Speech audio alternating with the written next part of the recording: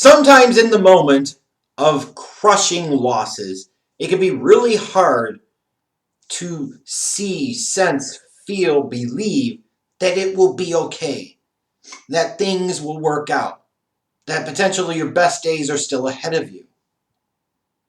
And if you're a Kansas City Chiefs fan, you look at the way the 2018 season ended, you had the Patriots on the ropes. If damn D Ford doesn't jump off sides, if they actually get the ball on offense in overtime, they might have went to the Super Bowl then, and all that stuff didn't happen.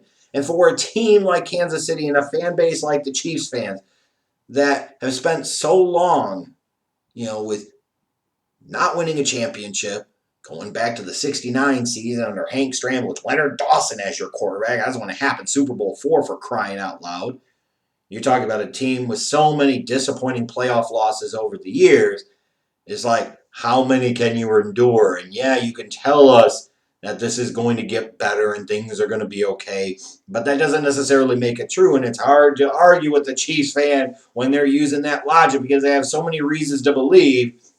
And in some ways, they were potentially cursed as a franchise. And even with a guy like Mahomes, it was no guarantee that they were going to bounce back in 2019 and that they were going to get past the Patriots and they were going to get to that next level and hoist a Lombardi trophy for the first time in 50 years. And no guarantee. And why should there have been any belief in that? Now, the team in the offseason traded away D Ford. Certainly probably made sense considering the offside penalty that he had.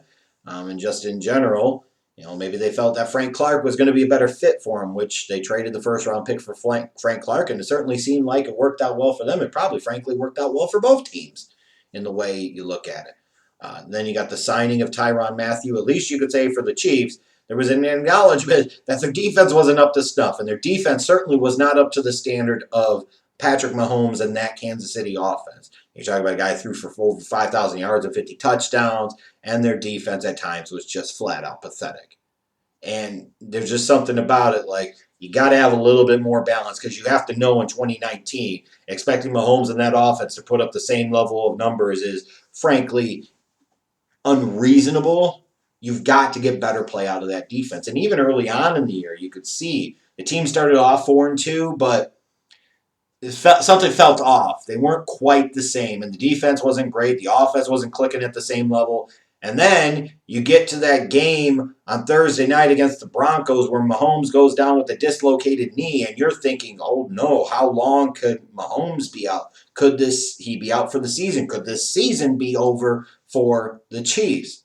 It was a really critical moment for him, and luckily for them, he only ended up missing that Packers game where the Chiefs were competitive, but ultimately lost. And he was back in the fold. And I will say this, is that for the Chiefs, that might have been a character-building game for them against a game and good Packers team. To go in there and, have the performance of Matt Moore, and you look at that team and you say, okay, we're game with this team that ended up winning 13 games. This team is a little bit better. Like, this team is resilient. This team has something going for it. And then once you get Mahomes back into the fold, you beat the Chargers before the bye. And after the bye, everything changed.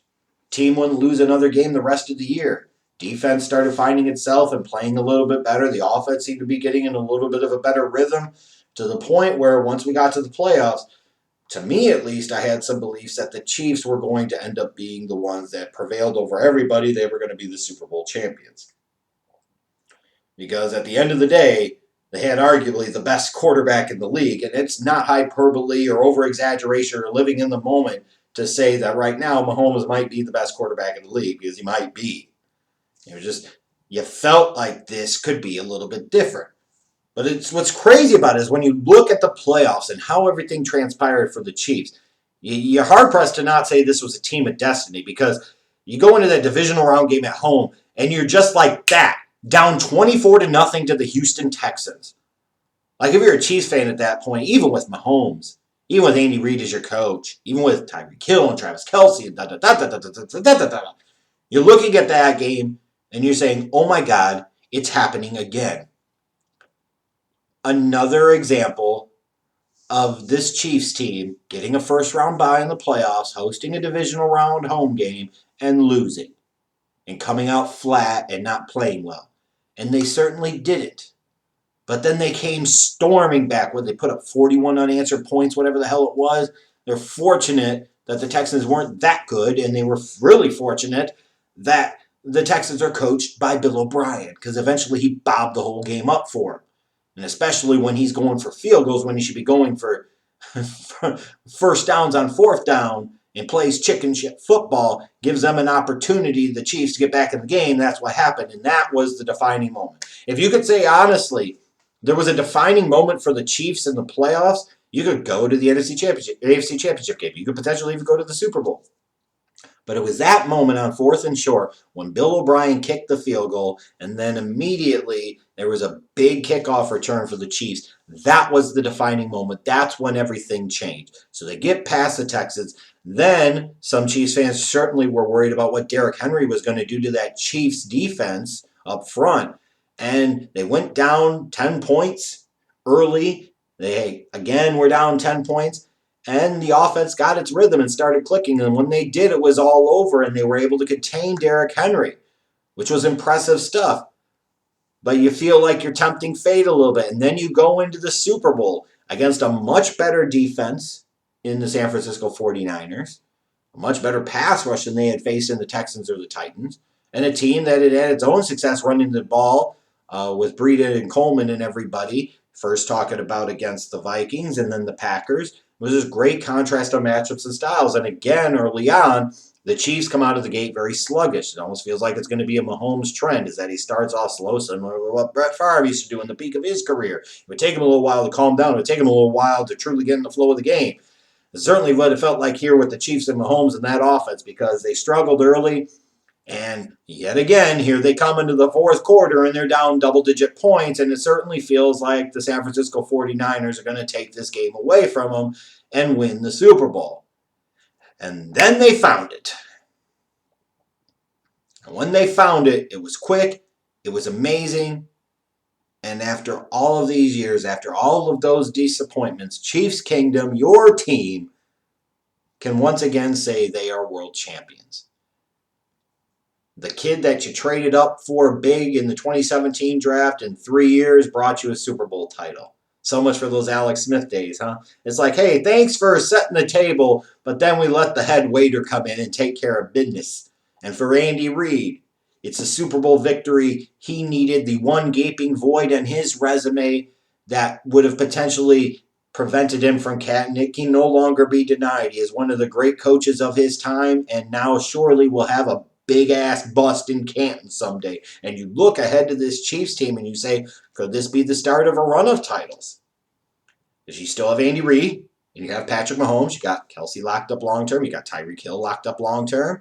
Like, this could be a run for the Chiefs where they are the preeminent team in the AFC West, the preeminent team in the AFC, and potentially the preeminent team in all of the NFL.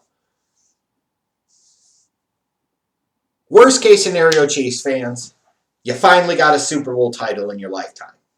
Because most of you weren't around long enough to remember that 69 Chiefs team that was still playing in the AFL at the time.